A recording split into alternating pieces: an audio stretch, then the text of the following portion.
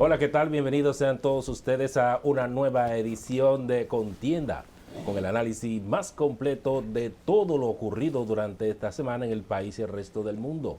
Yo soy Pedro Alberto Hernández, que junto al doctor Fabio Caminero estaremos en la conducción de este espacio. Saludos a todos, bienvenidos sea usted Saludos, los saludos amigos Pedro, televidentes. saludos a todos nuestros amigos televidentes, sean todos bendecidos en este día. En el nombre de Dios, nombre de En el Jesús. nombre de Jesucristo. Amén. Doctor, usted está muy motivado, ¿qué es lo que pasa? No, hay que ser positivo. Este es un tiempo donde nosotros tenemos que tener una actitud correcta si queremos salir adelante. Yo entiendo lo mismo. Sí. Bien, pero ha habido mucha lluvia en los últimos días, refrescante en una parte y aliciente para lo que es nuestra agricultura, el motor de nuestro desarrollo. Vamos entonces a la primera pausa, regreso con el contenido de este programa.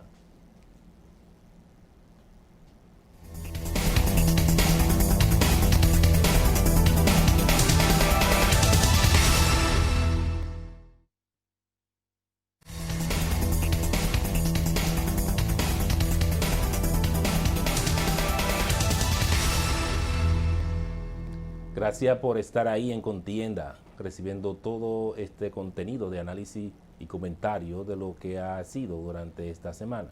Y uno de los temas también que ha llevado a muchas críticas es el sector transporte, los dueños del país, como han sido denominados, de que aunque tengan sus razones debido a que han sido muy afectados por asuntos de la pandemia, también la gente entiende que ha sido un grupo de chantajistas que han mantenido de rodillas a muchos gobiernos, porque por demás son políticos, son empresarios que solo defienden sus bolsillos y han convertido en un caos, en un pandemonio, lo que es el tránsito en la capital, donde usted no sabe si está en una jungla o está en una ciudad turística, como hemos propiciado por toda parte del mundo. Ahora bien, los choferes están pasando desde hace muchísimos años por una situación crítica en vehículos, unidades destartaladas, con salarios que reciben de los que lo utilizan los empresarios, muy mal pagado, y nadie ve este asunto. No hay pensiones, no hay nada, ellos mueren en el volante y su familia desesperada cuando se enferman.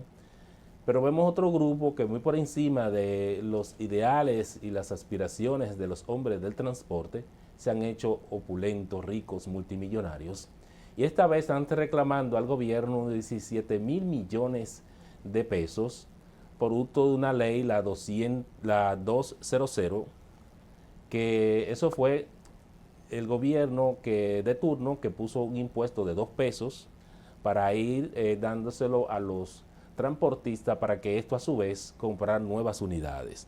Ese dinero nunca se dio y hasta ahora, de acuerdo a la suma, van unos 17 mil millones de pesos que ahora están reclamando al actual gobierno. O sea, ellos quieren que le den 17 mil millones de pesos. En medio de la crisis, un gobierno buscando prestado, buscando donde no hay. Y quién sabe para qué, ¿verdad, Pedro? No, ellos dicen que para eso, para sustituir las unidades para que están cambiar las destartaladas. unidades. Bueno, ese es un sector que siempre ha sido crítico en este país, Pedro. El tema transporte aquí no se ha... Porque es un monopolio, mientras sigue siendo un monopolio, un gran negocio donde 2 o 3 se han hecho muy ricos a costilla de eso y de un sistema, de una desregulación de este país, donde ellos hacen lo que les da la gana. Hacen su huelga, unos sindicatos. No, te paran en la capital unos o el país en un momento. No, unos sindicatos que se creen dueños de las vías. Por ejemplo, el sindicato de los puertos aquí en este país hace lo que le da la gana. Y realmente personas sin un norte claro de cara a la nación. Y el país y sus liderazgos han sucumbido históricamente al chantaje de los transportistas, de los sindicalistas y que para entrar a esos sindicatos, ya tú sabes, o sea, eso es, según a mí me cuentan, eso es todo un historial. Pero no solamente eso se queda ahí, doctor. Y si usted no forma parte de un sindicato, usted no anda seguro en la calle. Doctor, y amigos porque me cuentan que es un terror.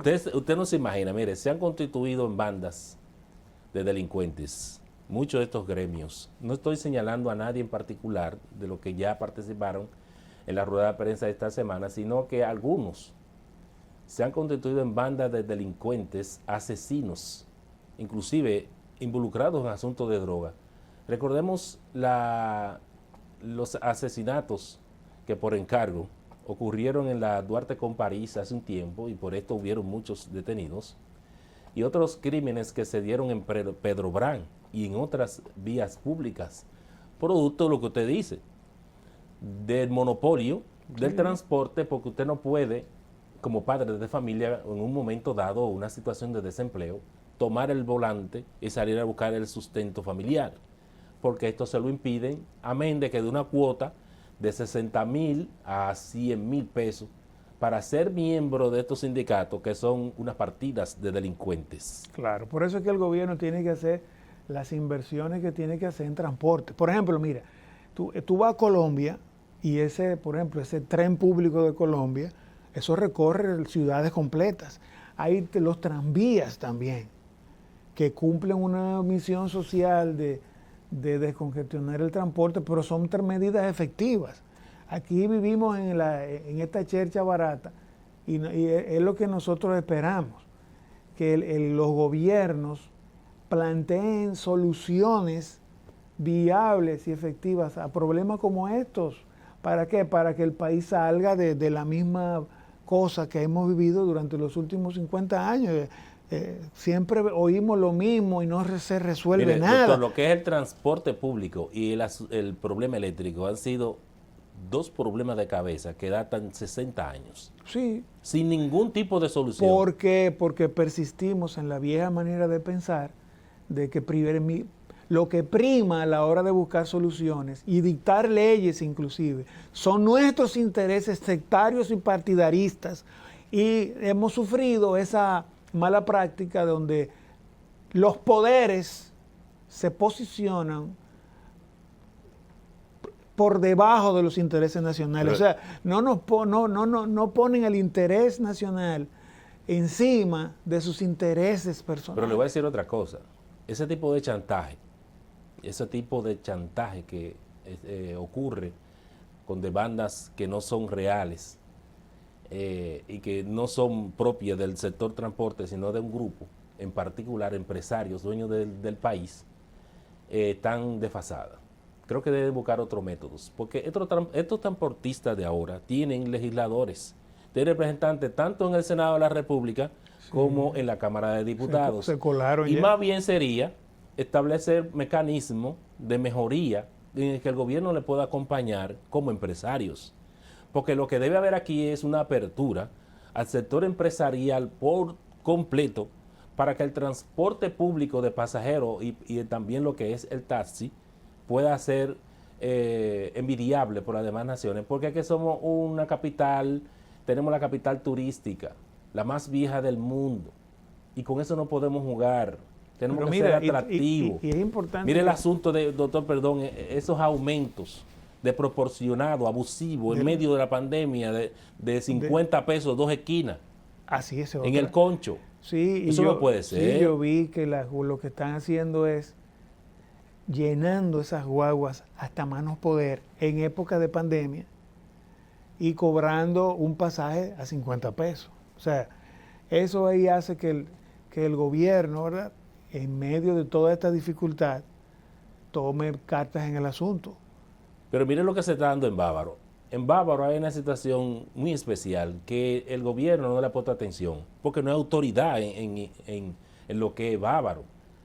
Ningún taxista, sea Uber, lo que sea, puede allí hacer uso de su trabajo, porque es apedreado, conjuntamente apoyado por las autoridades policiales y de la ME. Entonces, es lo que usted decía, si se viola el Estado jurídico de derecho a la inversión, ¿en qué país estamos? Seguimos estando en una aldea. Claro. No importa los esfuerzos que haga el presidente de la República cuando abajo se están haciendo este tipo de salvajismo. Lo más importante para una nación es su seguridad jurídica, que se respete el Estado de Derecho. O sea, ¿qué es lo que es el Estado de Derecho? Que hay leyes que establecen cosas y están por encima de todos nosotros. Que protegen la inversión. Nosotros tenemos que someternos todos por igual a esa ley. Por ejemplo, tú ves en Estados Unidos, ¿cuál es la garantía de que ese país no se va a ir a una revolución? La seguridad jurídica, Pedro. Todas esas impugnaciones que tú estás viendo van a ir a parar a la Suprema Corte de Estados Unidos, y lo que la Suprema Corte diga, eso es lo que va. Porque eso es lo que salva a los Estados Unidos. Eso es lo que tenemos que ver nosotros, no copiar lo malo de esa nación y de otras naciones de la tierra, imitar lo bueno. De esto, del presidente Abinader, yo estoy viendo cosas interesantes. Y de que tiene el deseo de no salir embarrado sí, pero en estos 4 años. Claro, claro. Pero como dominicanos no estamos actuando bien.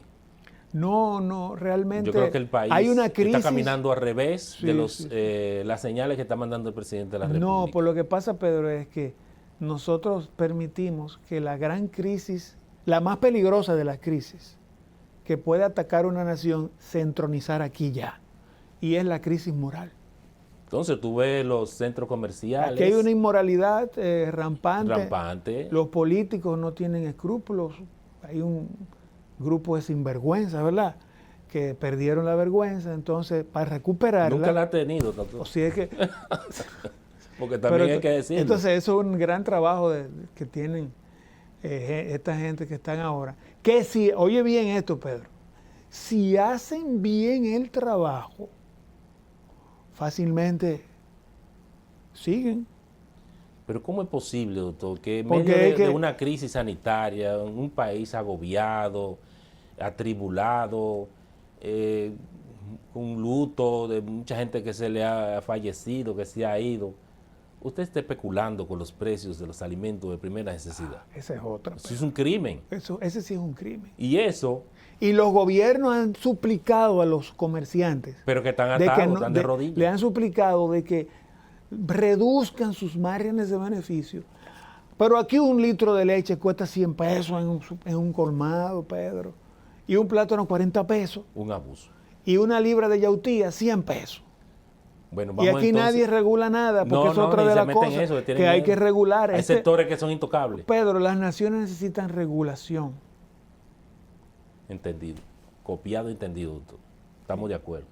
Señores, vamos entonces a una nueva pausa. Al regreso estaremos conversando sobre el pacto que llega Estados Unidos y República Dominicana y lo que dejan fuera en la seguridad con lo que se refiere al 5G a China.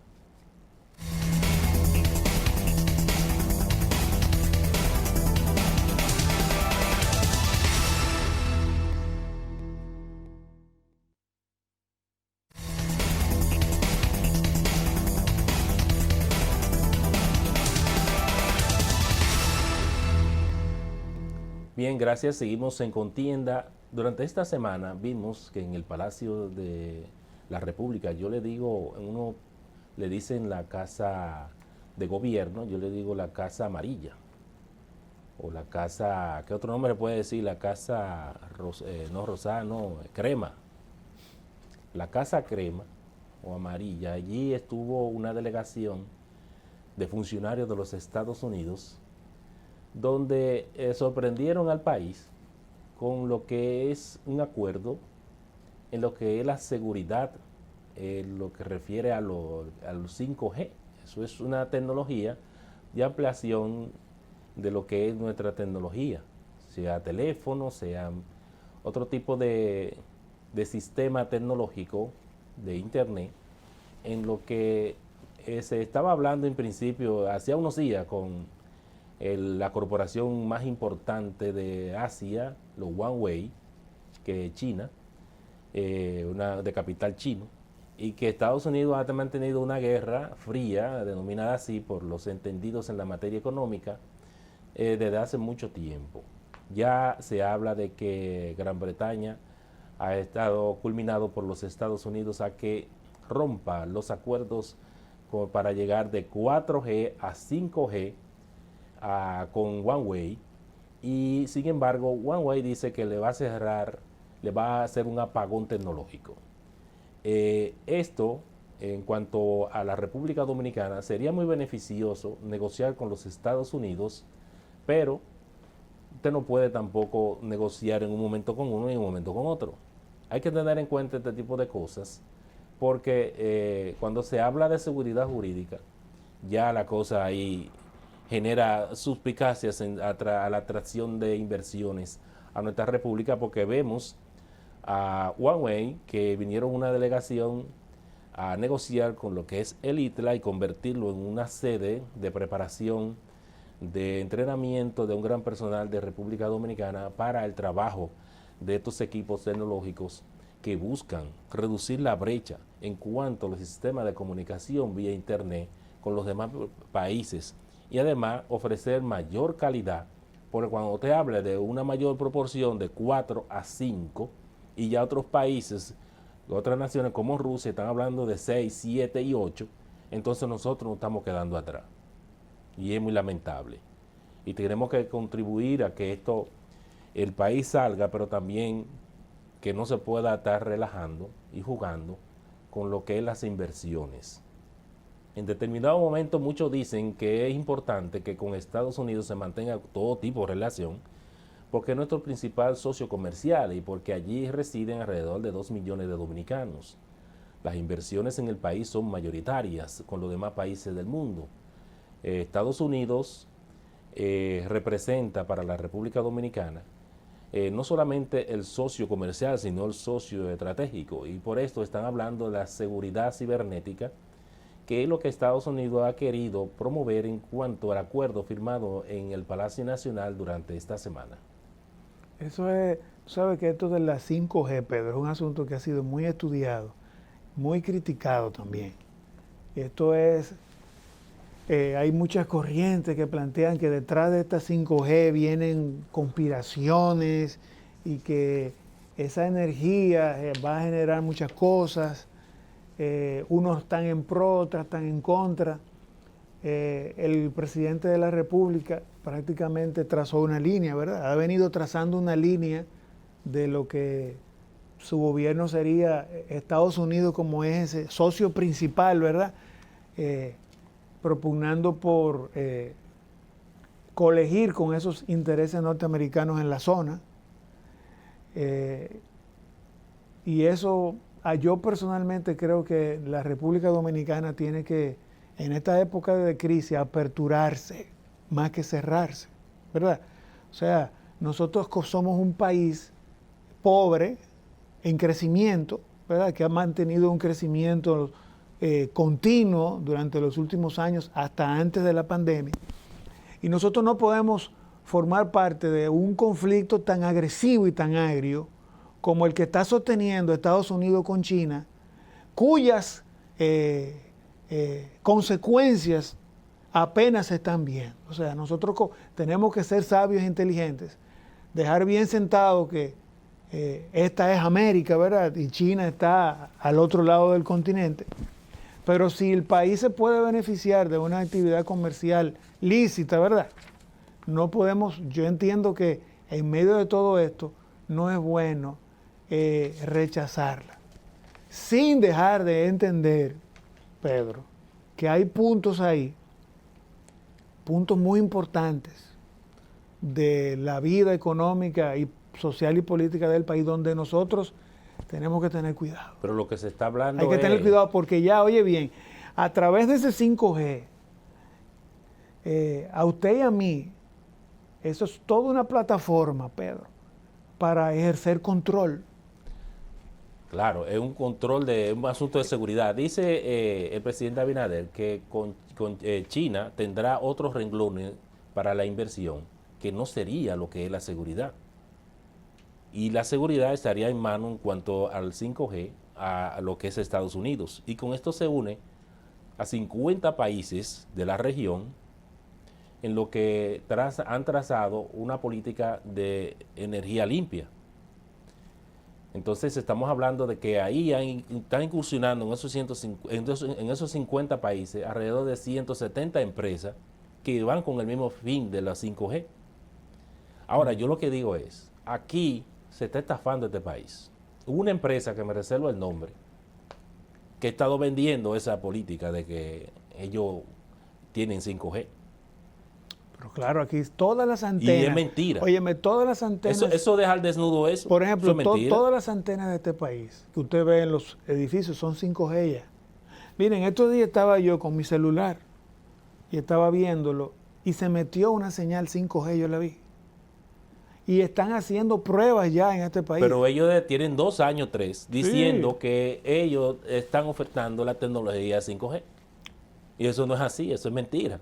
No, eso no ha entrado todavía Entonces, si ahora que estamos dando los pasos y estamos en un retraso de 3 fases, que son la 6, la 7 y la 8, oye, nosotros estamos lejos.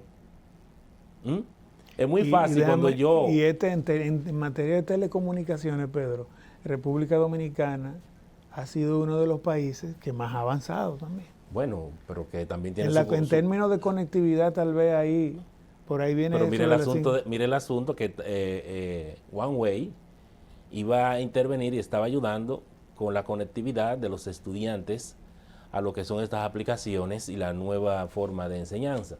Pero esto yo no sé si se echó por el suelo. Ese conflicto, ahí el embajador chino salió la misma empresa defendiendo a su país y argumentando que no, pero esos son temas muy delicados. OneWay dice que en ningún momento, en ningún país del mundo han ido a llevar la inseguridad, sino todo lo contrario, la seguridad.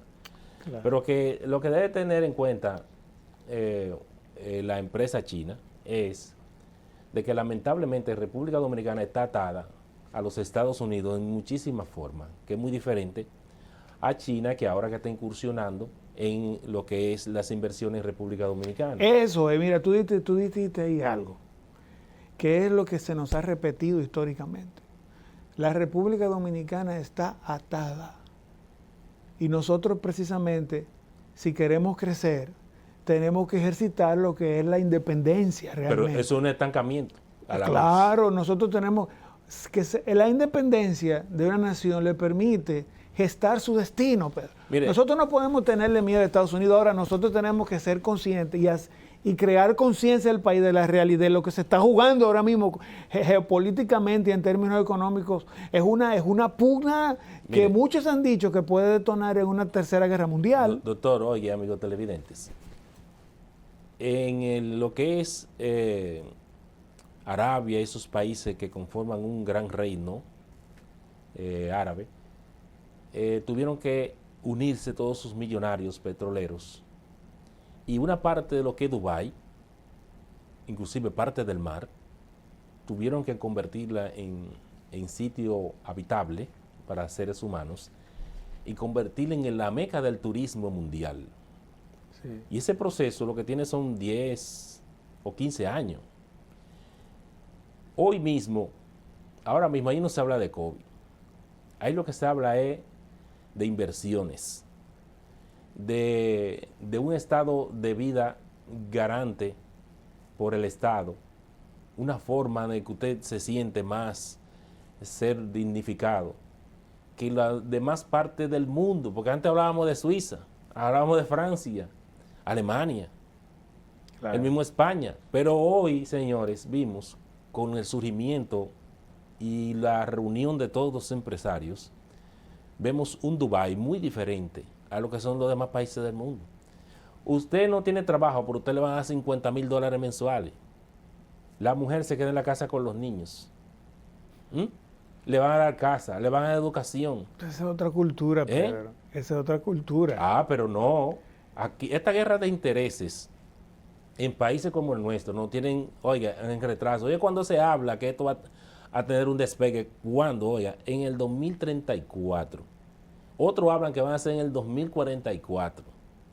Y yo digo que nunca. Si es que Cristo no viene No soy pesimista con esto, de decirle, digo que nunca. Digo, porque hasta que los que tienen dinero en este país no se pongan de acuerdo y estén jalando solamente para su lado, nosotros no vamos a llegar a ningún lado, porque lo que no tenemos nada, como usted y yo, y las demás personas de este país, la mayoría, que es el 80%, no podemos hacer inversiones, no podemos ser garantes de un futuro que nos están prometiendo desde que yo estaba gateando y usted. Bueno, porque entonces tenemos un futuro precisamente incierto. El problema de República Dominicana ha sido que hemos puesto nuestra esperanza en los políticos. En los gobiernos. Y los políticos históricamente han demostrado ser una raza altamente inefectiva e ineficiente porque las sociedades se equivocan y no llevamos a nuestros mejores representantes a veces a generar la política pública que te van a sacar a ti de la pobreza, pero la pobreza primero tienen que sacarla nosotros de nuestra mente. Porque estas sociedades caribeñas las han adoctrinado para la pobreza, para ser sometidas por un grupo de políticos atrasados, ¿verdad? Que ya llegó la hora de cambiar eso en nuestro país. Este es un momento interesante para que la nación inicie un proceso de cambios que nos mejoren como país. Esto es una buena coyuntura para que los mismos empresarios que han sido tímidos en relanzar este país e invertir grandes recursos en quienes lo han hecho le ha ido bien. Quienes Claro. lo han hecho, lo han ido. Ahora le voy a decir otra cosa. ¿Cómo es posible que usted se embarque a estudiar una carrera como medicina, ingeniería, el mismo periodismo y otras importantes, y usted cuando termina, usted está recibiendo un salario que es lo que da vergüenza? Por eso, Y encima de eso, usted tiene que diligenciarse una visa a Estados Unidos, otras naciones también del mismo renglón de desarrollo, para recibir de salario, señores, 5,000, 6,000, 7,000 y 8,000 dólares. Claro. Por ejemplo, mes, Pedro, que cuando usted lo suma, usted está hablando 80,000, 125,000 dólares. Por ejemplo, aquí tú estás tocando un tema interesante, atinente a lo que estamos hablando. Aquí, por ejemplo, señor presidente de la República, hay que relanzar el sistema educativo dominicano. Este sistema no responde ya a las necesidades del mundo, es un sistema atrasadísimo. Pero tú no ves que no genera, por ejemplo, aquí hay que revolucionar el sistema educativo hacia otra mentalidad. Hay que enseñarle a la gente, hay que sembrar en nuestros jóvenes desde chiquitos, en aumentar el coeficiente intelectual en asuntos financieros. Capacitar a la gente para que cuando salgan de sus colegios o sus universidades sean reales emprendedores. Pero el IQ, la inteligencia financiera de nosotros los dominicanos está por el suelo. ¿Sabe por qué? Porque el sistema educativo no responde, no ha respondido. Tú sabes lo que están saliendo, la mentalidad que está saliendo de las universidades. La mente del empleado, del que se va a pasar su vida entera ganando un sueldito o buscando un carguito público y va a seguir jodido. Doctor, lo que estamos viendo es jodido que el problema de los currículum de las universidades está muy desfasado. No, es el sistema que está mal. El sistema está mal. Y el sistema los currículums forman parte, Pedro. Exacto. Estuve mirando de una universidad y está muy específica. Sin embargo, con la principal universidad del país, la más vieja, la del pueblo, tiene un currículum que está por debajo de esa universidad del sector privado. Y yo me dije, ¿y por qué esa la del sector público no debió haber sido el mejor currículum? Entonces, ¿qué pasa? Estamos preparando un paquete de gente que no encuentra los puestos para ejercer lo que estudió, porque lo que se están enfrascando en conseguir dinero las universidades, de llevar lo que puedan conseguir y no lo que está demandando el mercado. Entonces, ¿qué pasa? Aquí hay muchos peruanos, colombianos, mexicanos, señora, aquí hay hasta rusos, cubriendo plazas de que la deberían cubrir los dominicanos, pero no están preparados para ella. Entonces hay que traer otro, y es una fuga de dólares, porque esas personas se llevan sus dólares para allá, que le pagan muy bien, porque tienen para ello los mejores salarios. Y entonces vemos los currículums de las universidades y el sistema que está implantado, como usted señala, que está hecho, señores, yo no sé para qué, pero no está hecho para un país como el nuestro, que está en vía de desarrollo. Vamos entonces a la pausa. Al regreso vemos cómo se profundiza la crisis en Perú.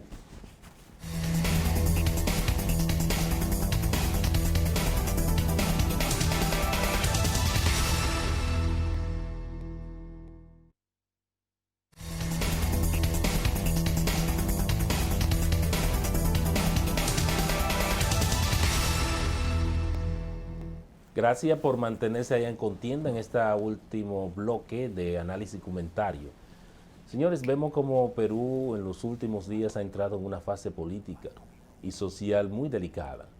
Amén de la situación que se le suma a lo de la crisis sanitaria, que ya esta nación está reportando unos 30.000 muertes en el asunto del análisis per cápita con las demás naciones del mundo. Es la que más muertes tiene en este momento, refiriéndose al número de habitantes. Y esto ha dejado mucho que decir porque también se está hablando de 1 millón de afectados.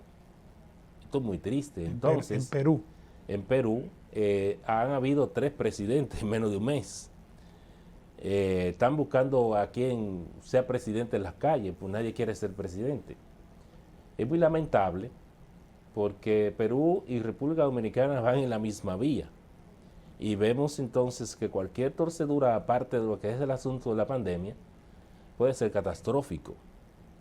Debido a que naciones como esta están viviendo una situación de pobreza de hace muchísimos años y que ahora lo que más ha afectado, aparte de la pandemia, ha sido la corrupción. Sí. El expresidente que sale, que era gobernador en el 2014, había participado en un asunto de corrupción con Odebrecht, y eso los congresistas se lo sacaron ahora y lo destituyeron.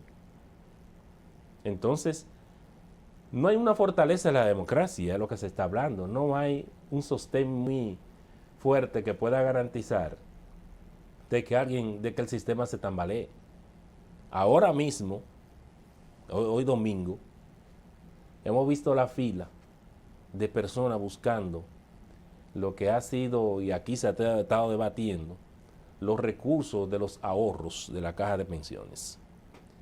Ya van por la segunda fase de entrega y esto está ayudando a que las personas puedan seguir sobreviviendo en medio de la pandemia y ahora con la crisis política que se agudiza en esta nación y que se está llamando para elecciones, señores, para abril, para buscar un presidente que no tenga tachadura, que no tenga críticas, que es lo que están demandando entonces los peruanos.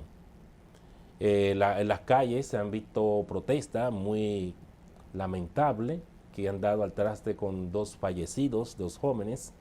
Los jóvenes son los que han tenido la voz cantante, como la tuvieron aquí durante este año, tras el fallido de las elecciones congresionales y municipales, en la que se apostaron en la Plaza de la Bandera. Hoy vemos a un Perú que ha salido a las calles a protestar, pidiendo reivindicación de lo que es la democracia, y esto ha colmado, señores, la atención de todo el mundo. Sí. Perú, al igual, Pedro, que todos los países, ¿verdad?, latinoamericanos, y yo diría que ya del mundo, porque de toda parte del mundo se habla de la corrupción política.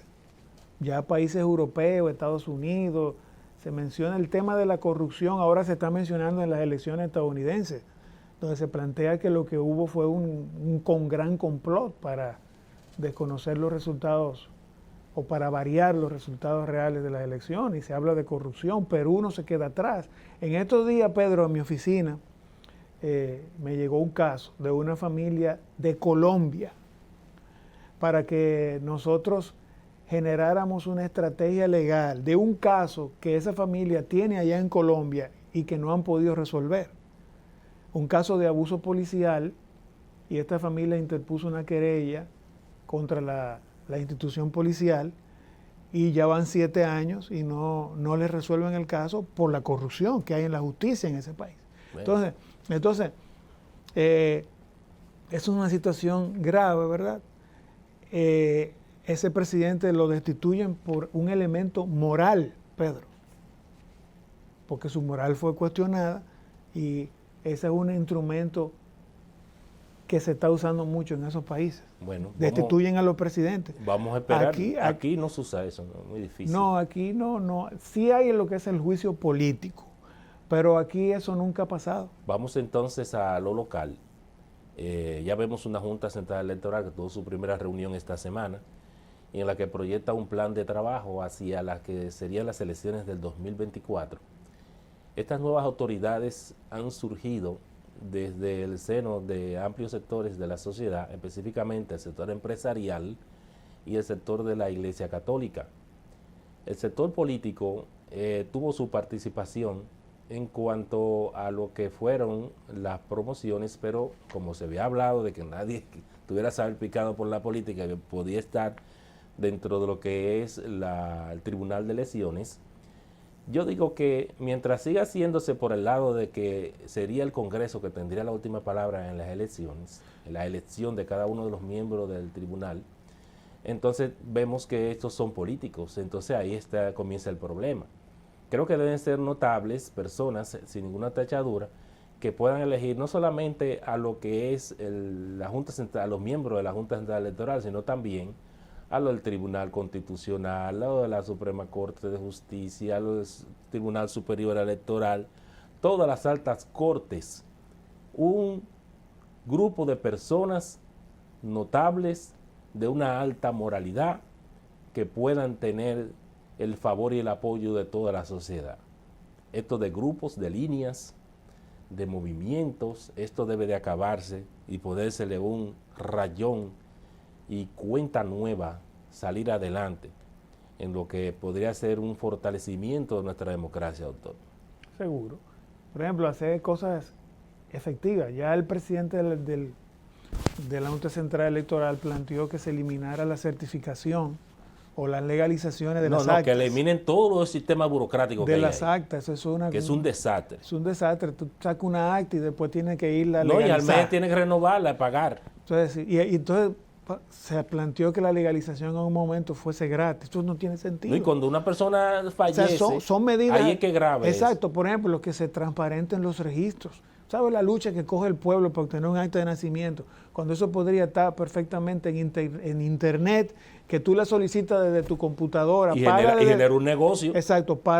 Si tienes que pagar, paga desde tu computadora y te imprimen tu acta, tú mismo te Esas imprimes. trabas que hay en la Junta Central Electoral, doctor, por ejemplo, te está generando un negocio, seguro, una mafia que debe ser desmantelada. La tecnología es una herramienta fundamental que esta Junta debe tomar en cuenta y despejar las dudas que existen aún sobre qué pasó en las pasadas elecciones.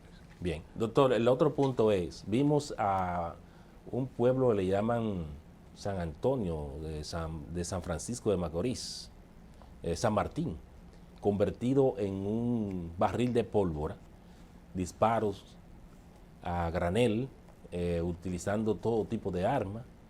Creo que no hay autoridad, no hay policía, creo que ahí no hay ningún jefe de autoridad, no hay un gobernador, ahí no hay nadie, eso es tierra de nadie. Vimos más de 100 casquillos, metralletas, y me dicen que eso es normal en esa parte de San Francisco de Macorís, donde lo que emerge ahí es el asunto de las drogas, el asesinato por encargo, un desastre. Eso fue en San Francisco de Macorís. Sí, en un pueblo que llamado San Martín. Entonces, lo que yo te decía. Eso no es propio de San Francisco de Macorís, eso ocurre en cualquier barrio de la capital también y pueblos como Santiago, pero San Pedro de Macorís. San Francisco ha sido sindicada mucho como de mucha droga y de muchas cosas. Mire, yo hubiera sido el presidente de la República en estos momentos, estuviera destituyendo todo el mundo que diga ser autoridad en San Francisco de Macorís. Porque ese hecho... Una investigación. No, que ninguna investigación. La investigación son los videos que ya están ahí. Es cancelarlo a todo el mundo, mandarlo para su casa. Y no hubo muertos en esa... Bueno, se habla de una persona, un joven murió. Pero ya, o sea, la muerte de un joven generó esta escalada en esta zona. Y otra que cosa, ha mantenido en zozobra la población. Y un asunto que yo quiero aprovechar, a la luz de eso que tú estás diciendo, para hacerle un llamado a los políticos y a los líderes de este país, que tienen que tener mucho cuidado con lo que están haciendo con las instituciones de este país, porque miren lo que están generando. Realmente el país está degradado en lo más mínimo, en términos de moralidad. Que las decisiones que se tomen en el Congreso, en la justicia, las decisiones que toma el presidente de la República, tengan como punto fundamental ser justos y respetar la ley. Por ejemplo, ahora se debatió durante toda la semana en el Congreso sobre quién era la segunda mayoría. Eso para mí fue un espectáculo degradante, ¿verdad? Al margen de la legalidad y de la Constitución. Aquí hay que respetarse la Constitución y buscar, oye bien, a la hora de usted decidir, usted tiene que buscar cuál es el espíritu de la ley y cuál es el espíritu de la Constitución. Y el mayor problema comenzó, señor, con la ley de partidos. Con ese, por ejemplo, 17 años engavetada para convertirla en un disparate. Por ejemplo, el presidente de la Junta Central Electoral, que tiene vocación para proponer leyes en materia electoral, debe someter una modificación urgente a la ley de partidos que defina, tipifique y sancione el transfugismo. Bueno, pero aquella vez duró 17 años. ¿Cuántos años va a durar ahora? Exacto. Aquí ponemos leyes a nuestro antojo y a nuestra medida. Pero no hay régimen de consecuencia ninguno. Entonces usted hace lo que le da su gana en este país. Y eso fue el tranque que se dio en el Congreso de la República para lo que se busca elegir a un representante de lo que sería una de las cámaras. Exacto, entonces tuvieron problemas, ¿por qué? Porque la ambigüedad en la ley, la ambigüedad en la Constitución y la oscuridad, eso es lo que promueve. Entonces, y mientras sigamos así, entonces el país va a seguir así. En un año anterior dicen una cosa y en un año posterior hacen otra. ¿Por qué? Porque la ley no es clara. Lamentablemente. Lamentablemente es así. Doctor, hemos llegado al final, también lamentable. Pero bendecimos este país. Amén, amén, Dios bendiga. Señores, gracias por el favor de estar con nosotros durante esta hora. Nosotros dejamos la invitación abierta a que estén una vez más en nuestro próximo programa de Contienda. Pedro Alberto Hernández y el doctor Fabio Caminero. Les dicen hasta entonces, les dejamos con Angelina López y otras actividades ocurridas durante la semana.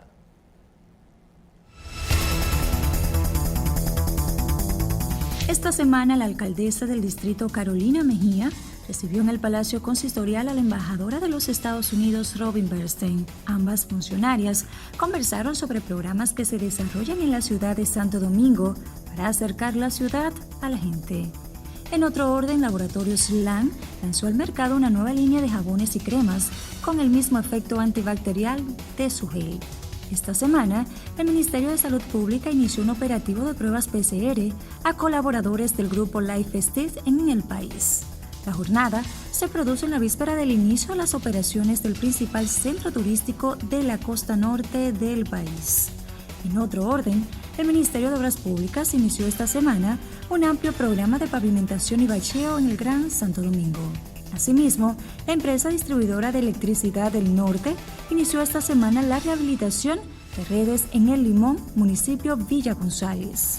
Edenorte también concluyó los trabajos de instalación del sistema de alumbrado en la cancha del Distrito Municipal Los Pérez.